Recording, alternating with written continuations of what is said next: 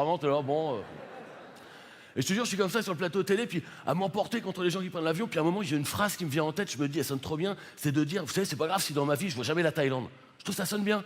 Donc tu vois, je la balance comme ça, je dis comme ça, vous savez, c'est pas grave si je vois jamais la Thaïlande. Et juste à ce moment-là, dans ma tête, je me dis, merde, je verrai jamais la Thaïlande, moi. C'est vrai que ça a l'air bien quand même, la Thaïlande. Bon, c'est vrai, bon. Et donc, et comme je vous ai dit, moi, sinon, j'ai un cousin, il habite en Bretagne, et il s'occupe d'une association de trisomiques. Je l'avais pas dit. Et en fait, l'année dernière, il m'appelle comme ça, il me dit « Ouais, Thomas, il me dit, c'est quoi, j'organise une soirée caritative au profit de mon association pour les trisomiques. » Il me dit « Je recherche un animateur, un monsieur loyal. » Il me dit « Est-ce que ça te dit de venir faire l'animateur à ma soirée ?» Donc je dis « Bah écoute, ça me dit pas du tout, mais je vais venir, bien sûr. Parce que t'es mon cousin, quoi. » Donc bon. Sauf que je note pas la date, j'oublie de prévenir les gens avec qui je travaille, et puis cette date, elle tombe au beau milieu de ma tournée.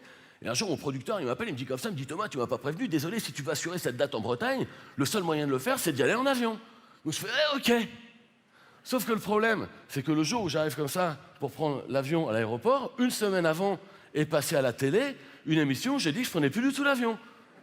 Donc j'arrive comme ça dans une ambiance un petit peu de profil bas, évidemment. Parce qu'évidemment, j'ai peur de croiser un mec qui me voit et qui me fasse « Eh ben il est là, lui !»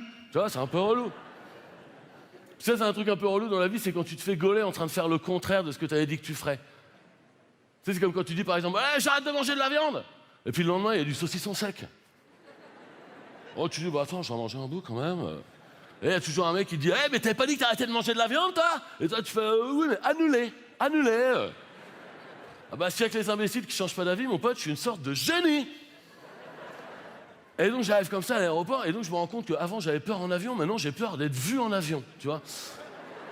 Donc, je suis là comme ça, et je culpabilise, tu vois. Donc, je me cache comme ça un peu dans l'aéroport, derrière une petite colline, petite pyramide de Toblerone.